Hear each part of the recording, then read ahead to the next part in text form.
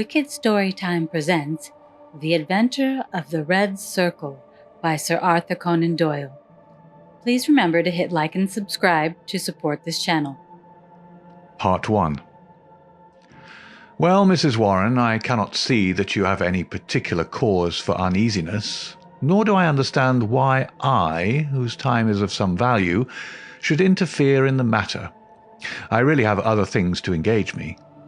So spoke Sherlock Holmes, and turned back to the great scrapbook in which he was arranging and indexing some of his recent material. But the landlady had the pertinacity and also the cunning of her sex. She held her ground firmly. "You arranged an affair for a lodger of mine last year," she said, "Mr. Fairdale Hobbs." "Ah, yes, a simple matter." "But you would never cease talking of it, your kindness, sir, and the way in which you brought light into the darkness. I remembered his words when I was in doubt and darkness myself. I know you could if you only would." Holmes was accessible upon the side of flattery, and also, to do him justice, upon the side of kindliness. The two forces made him lay down his gum-brush with a sigh of resignation and push back his chair. "Well, well, Mrs. Warren, let us hear about it then. You don't object to tobacco, I take it?" "Thank you, Watson.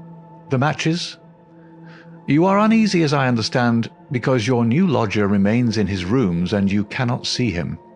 Why, bless you, Mrs. Warren, if I were your lodger, you often would not see me for weeks on end." "No doubt, sir, but this is different. It frightens me, Mr. Holmes. I can't sleep for fright. To hear his quick step moving here and moving there from early morning to late at night, and yet never to catch so much as a glimpse of him. It's more than I can stand. My husband is as nervous over it as I am, but he is out at his work all day, while I get no rest from it. What is he hiding for? What has he done? Except for the girl, I am all alone in the house with him, and it's more than my nerves can stand." Holmes leaned forward and laid his long, thin fingers upon the woman's shoulder. He had an almost hypnotic power of soothing when he wished. The scared look faded from her eyes, and her agitated features smoothed into their usual commonplace. She sat down in the chair which he had indicated. "If I take it up, I must understand every detail," said he. "Take time to consider. The smallest point may be the most essential. You say that the man came 10 days ago and paid you for a fortnight's board and lodging." "He asked my terms, sir. I said 50 shillings a week. There is a small sitting-room and bedroom, and all complete at the top of the house." "Well?" "He said, 'I'll pay you £5 a week if I can have it on my own terms.' I'm a poor woman, sir, and Mr. Warren earns little, and the money meant much to me. He took out a £10 note, and he held it out to me then and there. 'You can have the same every fortnight for a long time to come if you keep the terms,' he said. 'If not, I'll have no more to do with you.'" "What were the terms?" "Well, sir, they were that he was to have a key of the house. That was all right. Lodgers often have them. Also that he was to be left entirely to himself, and never upon any excuse to be disturbed." "Nothing wonderful in that, surely?" "Not in reason, sir, but this is out of all reason. He's been there for 10 days, and neither Mr. Warren nor I, nor the girl, has once set eyes upon him. We can hear that quick step of his, pacing up and down, night, morning, and noon, but except on that first night he had never once gone out of the house." "Oh, he went out the first night, did he?" "Yes, sir, and returned very late, after we were all in bed. He told me after he had taken the rooms that he would do so, and asked me not to bar the door. I heard him come up the stair after midnight." "But his meals?"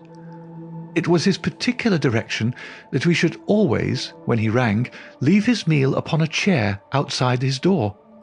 Then he rings again when he was finished, and we take it down from the same chair. If he wants anything else, he prints it on a slip of paper and leaves it." "Prints it?" "Yes, sir, prints it in pencil. Just the word, nothing more. Here's the one I brought to show you. Soap." Here's another. Match. This is the one he left the first morning. Daily Gazette. I leave that paper with his breakfast every morning." "Dear me, Watson," said Holmes, staring with great curiosity at the slips of foolscap which the landlady had handed to him. "This is certainly a little unusual. Seclusion I can understand. But why print? Printing is a clumsy process. Why not write? What would it suggest, Watson?" "That he desired to conceal his handwriting. But why? What can it matter to him that his landlady should have a word of his writing?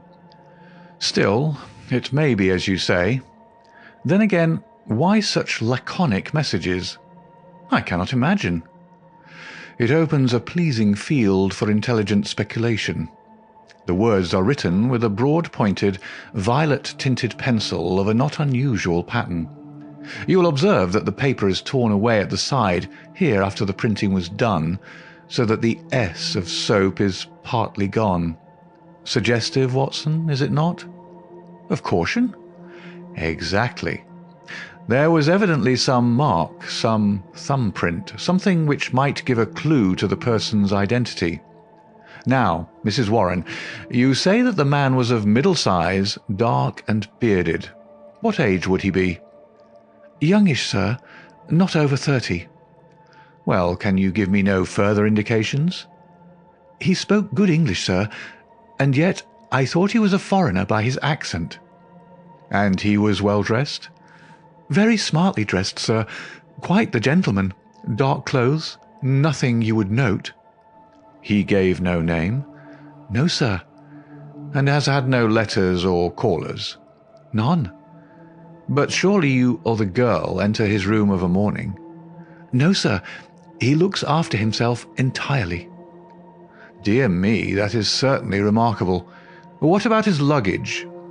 "He had one big brown bag with him, nothing else."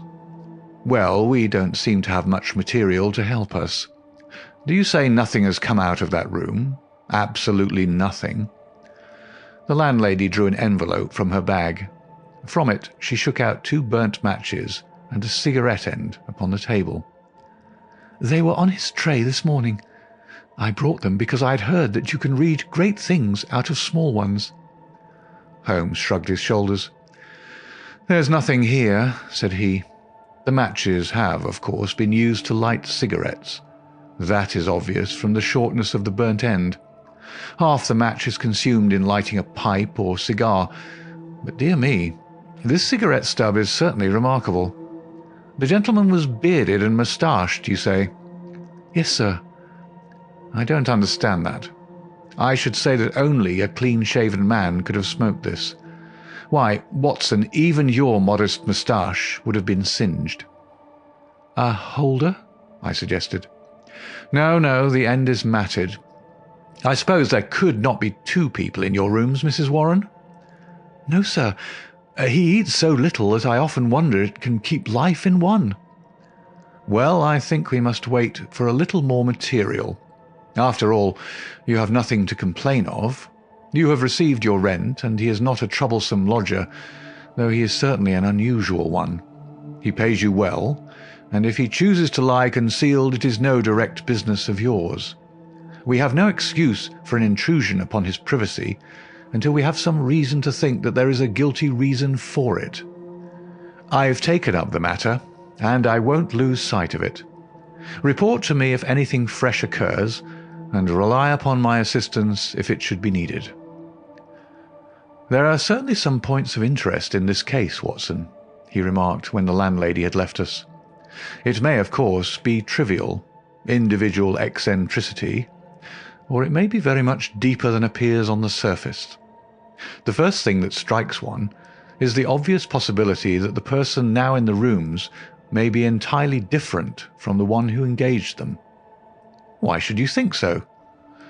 "Well, apart from this cigarette end, was it not suggestive that the only time the lodger went out was immediately after his taking the rooms?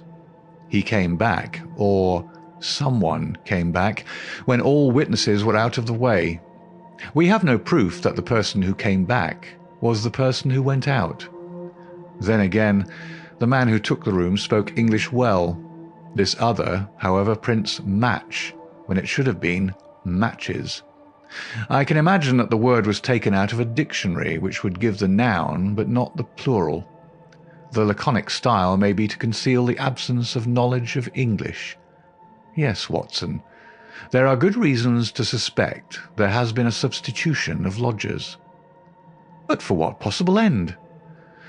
Ah, there lies our problem. There is one rather obvious line of investigation. He took down the great book in which, day by day, he filed the agony column of the various London journals. "Dear me," said he, turning over the pages. "What a chorus of groans, cries, and bleatings! What a ragbag of singular happenings! But surely the most valuable hunting ground that ever was given to a student of the unusual. This person is alone, and cannot be approached by letter without a breach of that absolute secrecy which is desired. How is any news or any message to reach him from without? Obviously by advertisement through a newspaper. There seems no other way, and fortunately we need concern ourselves with one paper only. Here are the Daily Gazette extracts of the last fortnight. Lady with a black boa at Prince's Skating Club. That we may pass. Surely Jimmy will not break his mother's heart. That appears to be irrelevant. If the lady who fainted on Brixton bus, she does not interest me. Every day my heart longs, bleat, Watson, unmitigated bleat. Ah, this is a little more possible. Listen to this. Be patient, we'll find some sure means of communications. Meanwhile, this column, G. That is 2 days after Mrs. Warren's lodger arrived. It sounds plausible, does it not? The mysterious one could understand English, even if he could not print it. Let us see if we can pick up the trace again. Yes, here we are, 3 days later. Am making successful arrangements. Patience and prudence. The clouds will pass. G. Nothing for a week after that. Then comes something much more definite. The path is clearing. If I find chance signal, message remember code agreed. 1A, 2B, and so on. You will hear soon. G. That was in yesterday's paper, and there is nothing in today's. It's all very appropriate to Mrs. Warren's lodger. If we wait a little, Watson, I don't doubt that the affair will grow more intelligible. So it proved, for in the morning I found my friend standing on the hearthrug with his back to the fire and a smile of complete satisfaction upon his face. "How's this, Watson?" he cried, picking up the paper from the table. "High red house with white stone facings. 3rd floor, 2nd window left. After dusk, G. That is definite enough. I think after breakfast we must make a little reconnaissance of Mrs. Warren's neighbourhood. Ah, Mrs. Warren, what news do you bring us this morning?" Our client had suddenly burst into the room with an explosive energy which told of some new and momentous development. "It's a police matter, Mr. Holmes," she cried. "I'll have no more of it. He shall pack out of there with his baggage. I would have gone straight up and told him so, only I thought it was but fair to you to take your opinion first. But I'm at the very end of my patience, and when it comes to knocking my old man about—" "Knocking Mr. Warren about?" "Using him roughly, anyway." "But who used him roughly?" "Ah, that's what we want to know. It was this morning, sir. Mr. Warren is a timekeeper at Morton and Waylights in Tottenham Court Road. He has to be out of the house before 7. Well, this morning he had not gone 10 paces down the road when 2 men came up behind him, threw a coat over his head and bundled him into a cab that was beside the curb. They drove him an hour and then opened the door and shot him out. He lay in the roadway so shaken in his wits that he never saw what became of the cab. When he picked himself up, he found he was on Hampstead Heath, so he took a bus home, and there he lies now on his sofa, while I came straight round to tell you what had happened." "Most interesting," said Holmes. "Did he observe the appearance of these men? Did he hear them talk?" No, he is clean dazed. He just knows that he was lifted up as if by magic and dropped as if by magic. 2 at least were in it, and maybe 3. And you connect this attack with your lodger? Well, we've lived there 15 years, and no such happenings ever came before. I've had enough of him. Money's not everything. I'll have him out of my house before the day is done. Wait a bit, Mrs. Warren. Do nothing rash. I begin to think that this affair may be very much more important than appeared at first sight. It is clear now that some danger is threatening your lodger. It is equally clear that his enemies, lying in wait for him near your door, mistook your husband for him in the foggy morning light. On discovering their mistake, they released him. What they would have done had it not been a mistake, we can only conjecture. Well, what am I to do, Mr. Holmes? I have a great fancy to see this lodger of yours, Mrs. Warren. I don't see how that is to be managed, unless you break in the door. I always hear him unlock it as I go down the stair after I leave the tray. He has to take the tray in. Surely we could conceal ourselves and see him do it. The landlady thought for a moment. Well, sir, there's the box room opposite. I could arrange a looking-glass, maybe, and if you were behind the door— Excellent, said Holmes. When does he lunch? About 1, sir. Then Dr. Watson and I will come round in time. For the present, Mrs. Warren, goodbye. At 12:30 we found ourselves upon the steps of Mrs. Warren's house, a high, thin, yellow brick edifice in Great Orme Street, a narrow thoroughfare at the north-east side of the British Museum. Standing as it does near the corner of the street, it commands a view down Howe Street with its more pretentious houses. Holmes pointed with a chuckle to one of these, a row of residential flats, which projected so that they could not fail to catch the eye. See, Watson, said he, high red house with stone facings. There is the signal station, all right. We know the place and we know the code, so surely our task should be simple. There's a to let card in that window. It is evidently an empty flat to which the Confederate has access. Well, Mrs. Warren, what now? I have it all ready for you. If you will both come up and leave your boots below on the landing, I'll put you there now. It was an excellent hiding place which she had arranged. The mirror was so placed that, seated in the dark, we could very plainly see the door opposite. We had hardly settled down in it, and Mrs. Warren left us, when a distant tinkle announced that our mysterious neighbour had rung. Presently, the landlady appeared with the tray, laid it down upon a chair beside the closed door, and then, treading heavily, departed. Crouching together in the angle of the door, we kept our eyes fixed upon the mirror. Suddenly, as the landlady's footsteps died away, there was the creak of a turning key, the handle revolved, and 2 thin hands darted out and lifted the tray from the chair. An instant later, it was hurriedly replaced, and I caught a glimpse of a dark, beautiful, horrified face glaring at the narrow opening of the box room. Then the door crashed to, the key turned once more, and all was silence. Holmes twitched my sleeve, and together we stole down the stair. I will call again in the evening, said he to the expectant landlady. I think, Watson, we can discuss this business better in our own quarters. My surmise, as you saw, proved to be correct, said he, speaking from the depths of his easy-chair. There has been a substitution of lodgers. What I did not foresee is that we should find a woman, and no ordinary woman, Watson. She saw us. Well, she saw something to alarm her, that is certain. The general sequence of events is pretty clear, is it not? A couple seek refuge in London from a very terrible and instant danger. The measure of that danger is the rigour of their precautions. The man, who has some work which he must do, desires to leave the woman in absolute safety while he does it.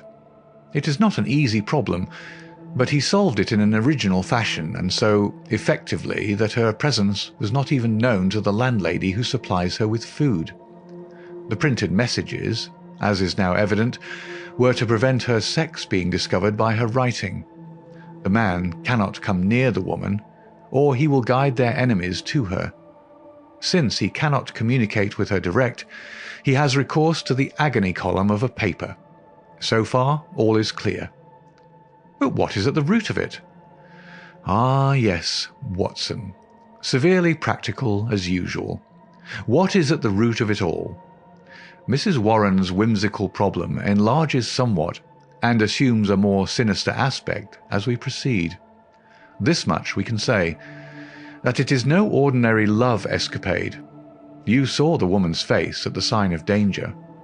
We have heard, too, of the attack upon the landlord, which was undoubtedly meant for the lodger.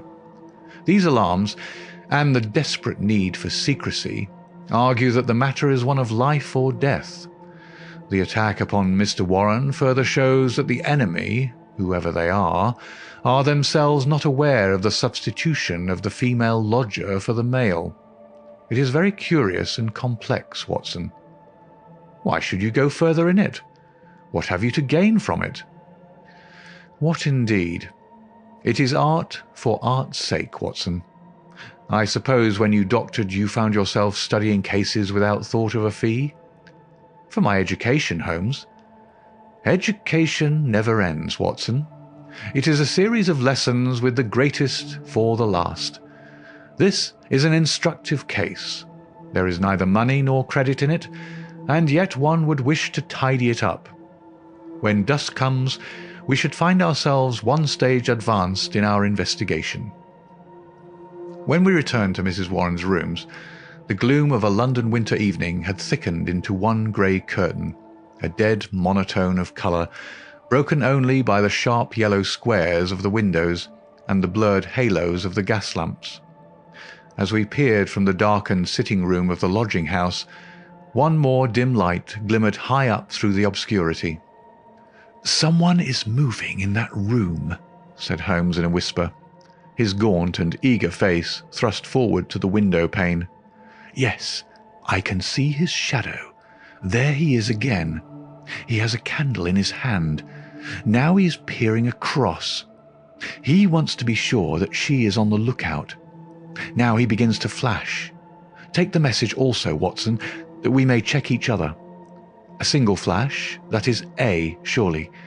Now then, how many did you make it? 20? So did I. That should mean T. A-T. That's intelligible enough. Another T? Surely this is the beginning of a second word. Now then, tenta. Dead stop. That can't be all, Watson. Attenta. Gives no sense, nor is it any better as three words. At, ten, tar. Unless T-A are a person's initials. There it goes again. What's that? A-T-T-E. Why, it is the same message over again. Curious, Watson, very curious. Now he's off once more. A-T. Why, he is repeating it for the third time. A-T-T-E-N-T-A, attenta, 3 times. How often will he repeat it? No, that seems to be the finish. He's withdrawn from the window. What do you make of it, Watson? A cipher message, Holmes. My companion gave a sudden chuckle of comprehension. And not a very obscure cipher, Watson, said he. Why, of course. It is Italian. The A means that it is addressed to a woman. Beware, beware, beware. How's that, Watson? I believe you've hit it. No doubt of it. It is a very urgent message, thrice repeated to make it more so. But beware of what? Wait a bit. He's coming to the window once more. Again we saw the dim silhouette of a crouching man and the whisk of the small flame across the window as the signals were renewed. They came more rapidly than before, so rapid that it was hard to follow them. Pericolo. Pericolo, eh? What's that, Watson? Danger, isn't it? Yes, by Jove, it's a danger signal. Here he goes again. Hello? What on earth? The light had suddenly gone out.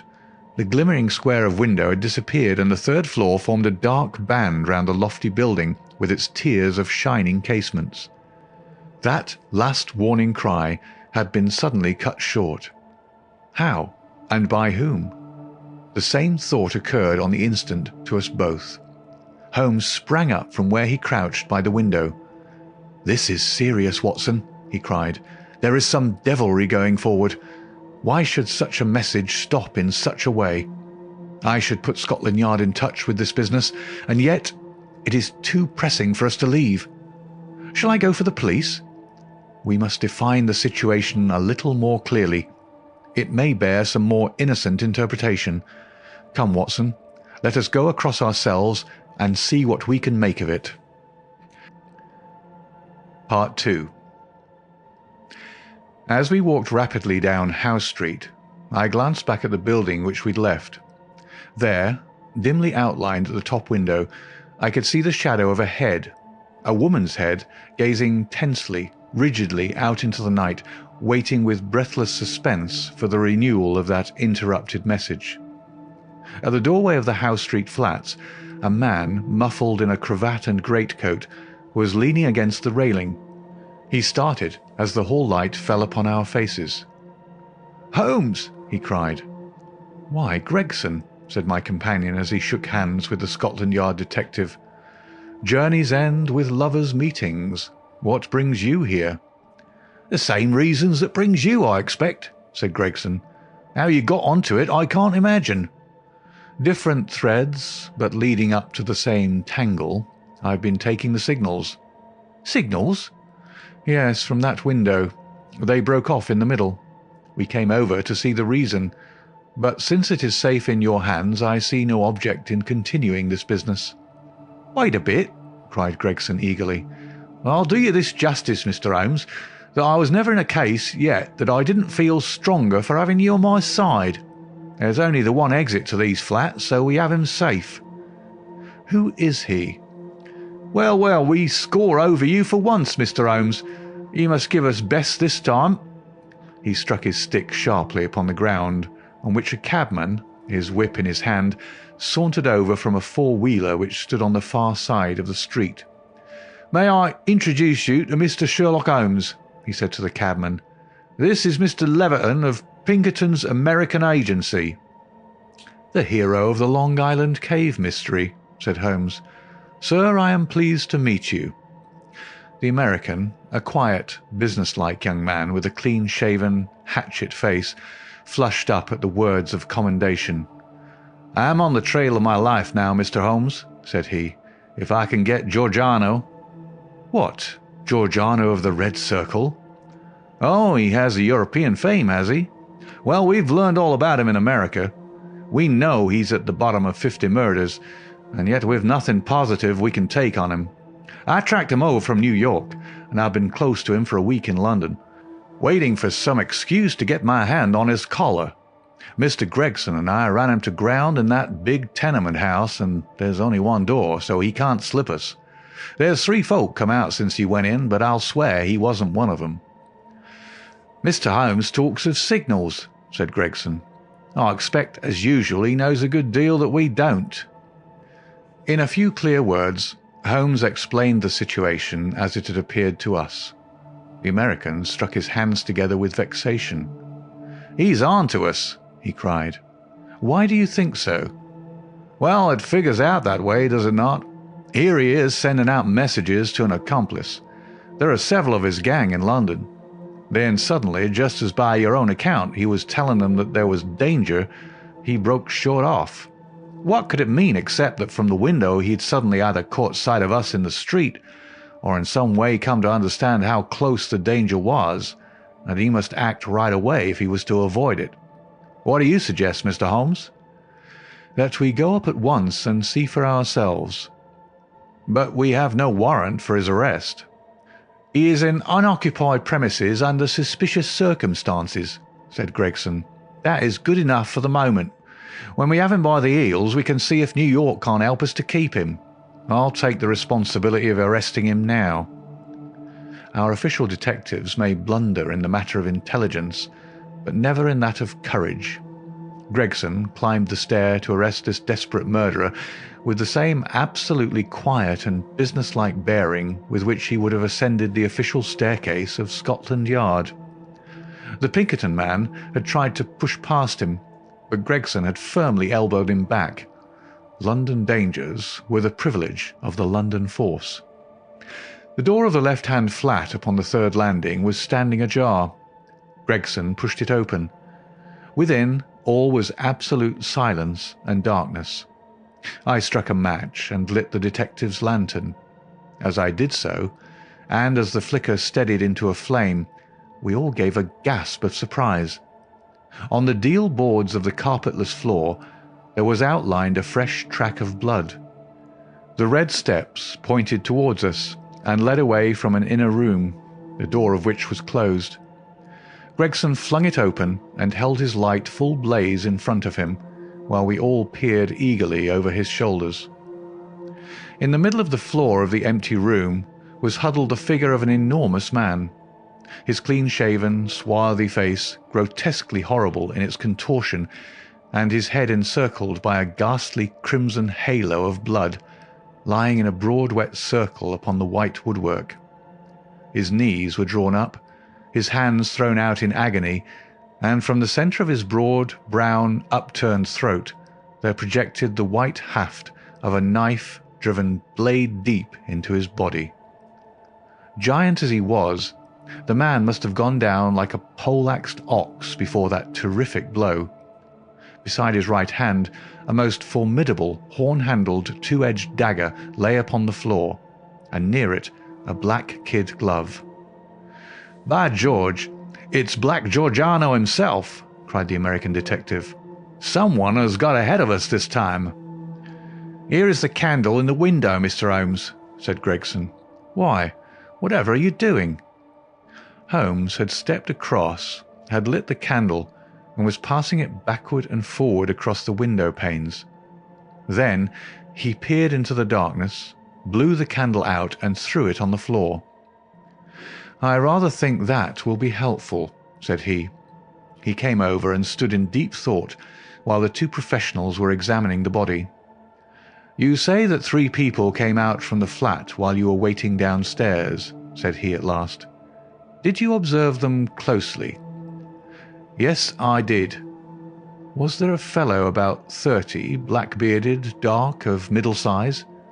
"Yes, he was the last to pass me." "That is your man, I fancy. I can give you his description, and we have a very excellent outline of his footmark. That should be enough for you." "Not much, Mr. Holmes, among the millions of London." "Perhaps not. That is why I thought it best to summon this lady to your aid." We all turned around at the words. There, framed in the doorway, was a tall and beautiful woman, the mysterious lodger of Bloomsbury. Slowly she advanced, her face pale and drawn with a frightful apprehension, her eyes fixed and staring, her terrified gaze riveted upon the dark figure on the floor. "You have killed him," she muttered. "Oh, Dio mio, you have killed him." Then I heard a sudden sharp intake of her breath, and she sprang into the air with a cry of joy. Round and round the room she danced, her hands clapping, her dark eyes gleaming with delighted wonder, and 1,000 pretty Italian exclamations pouring from her lips. It was terrible and amazing to see such a woman so convulsed with joy at such a sight. Suddenly she stopped and gazed at us all with a questioning stare. "But you are police, are you not? You have killed Giuseppe Giorgiano, is it not so?" "We are police, madam." She looked round into the shadows of the room. "But where, then, is Gennaro?" she asked. "He is my husband, Gennaro Luca. I am Emilia Luca, and we are both from New York. Where is Gennaro? He called me this moment from this window, and I ran with all my speed." "It was I who called," said Holmes. "You? How could you call?" "Your cipher was not difficult, madam. Your presence here was desirable. I knew that I only to flash 'Vieni,' and you would surely come." The beautiful Italian looked with awe at my companion. I do not understand. How you know these things?" she said. "Giuseppe Giordano, how did he—" She paused, and then suddenly her face lit up with pride and delight. "Now I see it. My Gennaro, my splendid, beautiful Gennaro, who has guarded me safe from all harm. He did it. With his stone-strong hand he killed the monster. Oh, Gennaro, how wonderful you are! What a woman could ever be worthy of such a man?" "Well, Mrs. Luca," said the prosaic Gregson, laying his hand upon the lady's sleeve, with as little sentiment as if she were a Notting Hill hooligan, "I'm not very clear yet who you are or what you are, but you've said enough to make it very clear that we shall want you at the Yard." "One moment, Gregson," said Holmes. "I rather fancy that this lady may be as anxious to give us information as we can be to get it. You understand, madam, that your husband will be arrested and tried for the death of the man who lies before us? What you say may be used in evidence, but if you think that he has acted from motives which are not criminal and which he would wish to have known, then you cannot serve him better than by telling us the whole story." "Now that Giordano is dead, we fear nothing," said the lady. "He was a devil and a monster, and there can be no judge in the world who would punish my husband for having killed him." "In that case," said Holmes, "my suggestion is that we lock this door, leave things as we found them, go with this lady to her room, and form our opinion after we have heard what it is that she has to say to us." Half an hour later we were seated, all four, in the small sitting-room of Signora Luca, listening to her remarkable narrative of those sinister events, the ending of which we had chanced to witness. She spoke in rapid and fluent but very unconventional English, which for the sake of clearness I will make grammatical. "I was born in Posillipo, near Naples," said she, "and was the daughter of Augusto Barelli, who was the chief lawyer and once the deputy of that part. Gennaro was in my father's employment, and I came to love him, as any woman must. He had neither money nor position, nothing, but his beauty and strength and energy, so my father forbade the match. We fled together, were married at Bari, and sold my jewels to gain the money which would take us to America. This was 4 years ago, and we have been in New York ever since. Fortune was very good to us at first. Gennaro was able to do a service to an Italian gentleman. He saved him from some ruffians in the place called the Bowery, and so made a powerful friend. His name was Tito Castellotti, and he was the senior partner of the great firm of Castellotti and Zamba, who are the chief fruit importers of New York. Signor Zamba is an invalid, and our new friend Castellotti has all power within the firm, which employs more than 300 men. He took my husband into his employment, made him head of a department, and showed his good will toward him in every way. Signor Castellotti was a bachelor, and I believe that he felt as if Gennaro was his son, and both my husband and I loved him as if he were our father. We had taken and furnished a little house in Brooklyn, and our whole future seemed assured, when that black cloud appeared which was soon to overspread our sky. One night, when Gennaro returned from his work, he brought a fellow countryman back with him. His name was Giordano, and he had come also from Posillipo. He was a huge man, as you can testify, for you have looked upon his corpse. Not only was his body that of a giant, but everything about him was grotesque, gigantic, and terrifying. His voice was like thunder in our little house. There was scarce room for the whirl of his great arms as he talked. His thoughts, his emotions, his passions, all were exaggerated and monstrous. He talked, or rather roared, with such energy that others could but sit and listen, cowed with the mighty stream of words. His eyes blazed at you and held you at his mercy.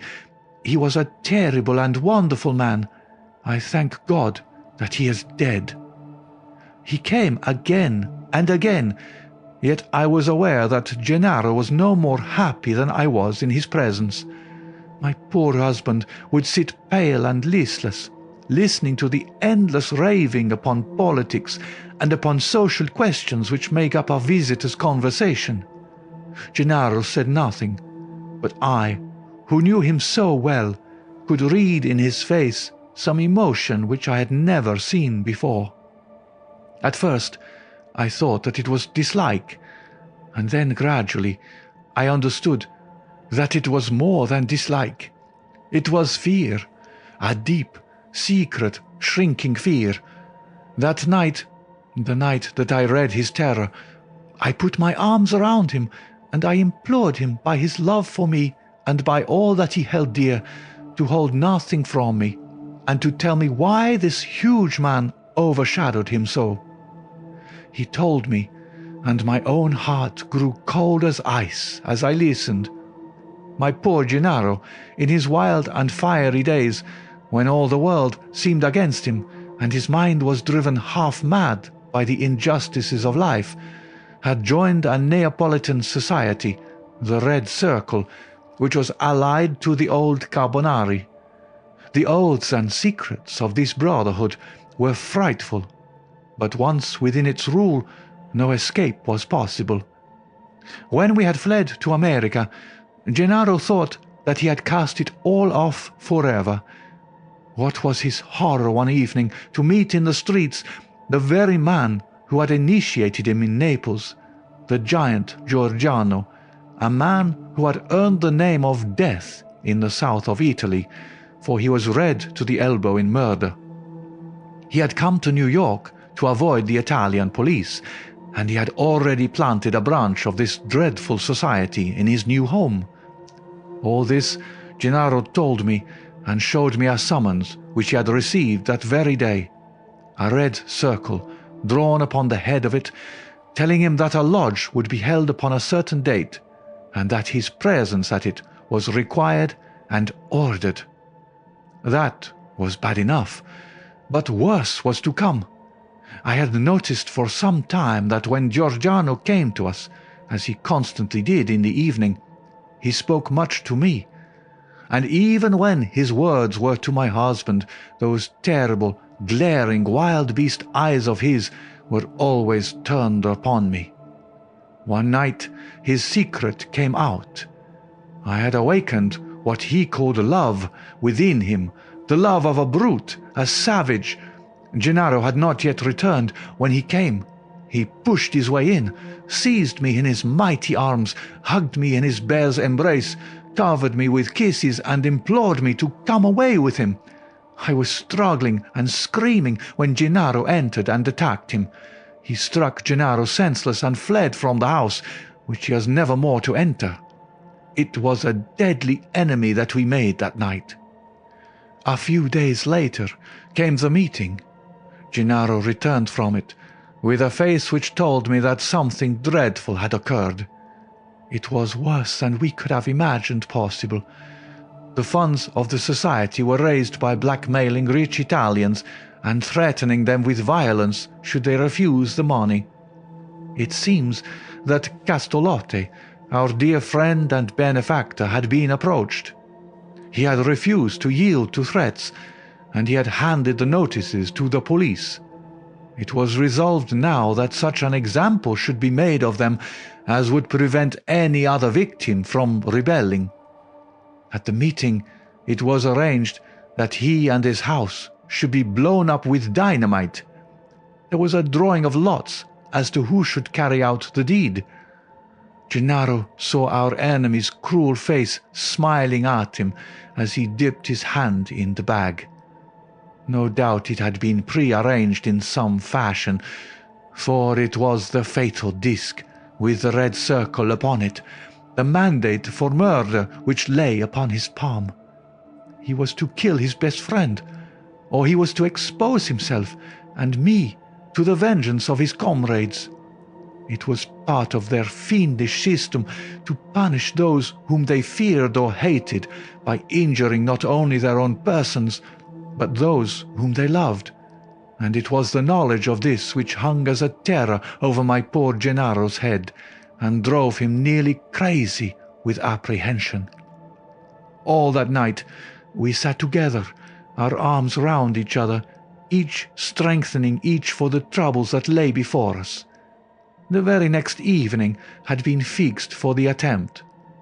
By midday, my husband and I were on our way to London, but not before he had given our benefactor full warning of this danger, and had also left such information for the police as would safeguard his life for the future.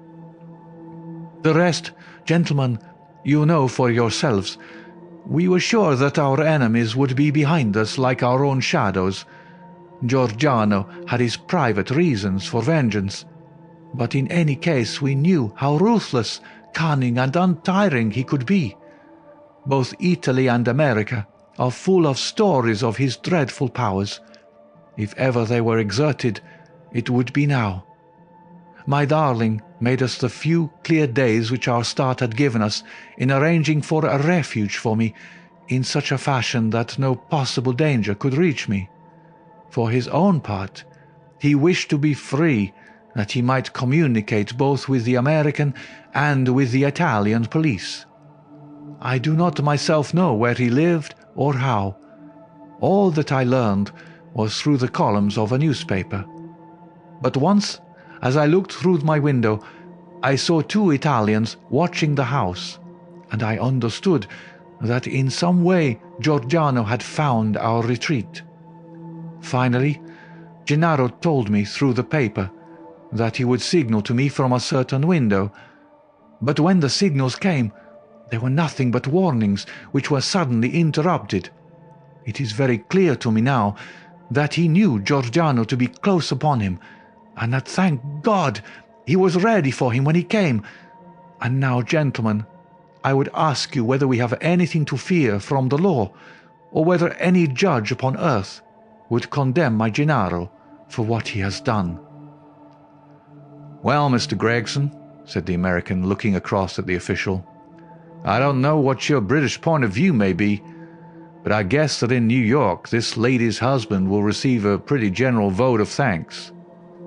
"She will have to come with me and see the chief," Gregson answered. "If what she says is corroborated, I do not think she or her husband has much to fear. But what I can't make head or tail of, Mr. Holmes, is how on earth you got yourself mixed up in the matter." "Education, Gregson, education. Still seeking knowledge at the old university. Well, Watson, you have one more specimen of the tragic and grotesque to add to your collection. By the way, it is not 8 o'clock, and a Wagner night at Covent Garden. If we hurry, we might be in time for the second act."